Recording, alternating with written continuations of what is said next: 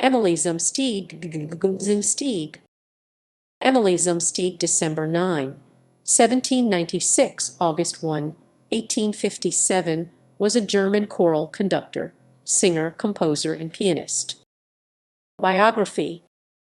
Zumsteeg was born and lived her whole life in Stuttgart. One of 7 children, she was born to Louise Andrea Zumsteeg (1760–1837) and composer Johann Rudolf Zumsteeg (1760–1802). Her father died when Emilie was just 6 years old. Her mother ran a music store, which maintained Emilie's musical interest.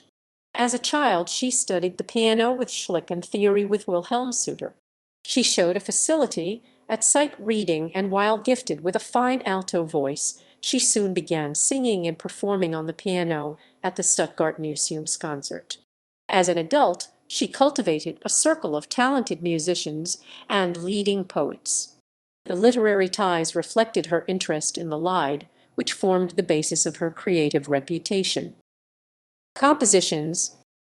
Her compositions include about 60 songs, an overture, piano compositions, and 3 polonaises.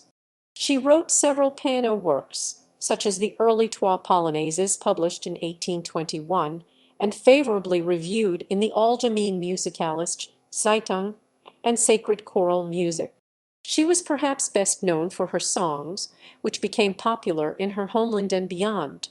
One song in particular was later used by the Russian Baptist leader Ivan Prokhorov and became widely known as the Prisoner's Song. In 1830, Zumsteeg founded the first female choir in the region of Württemberg, which includes Stuttgart.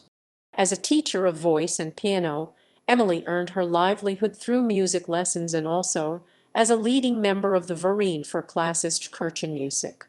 Later in 1842, she gained national press coverage for her composition, the Op. 6 Lieder, which received a brief but laudatory notice in the Allgemeine Musikalische Zeitung. Zumsteeg's work was considered very innovative and creative for her time.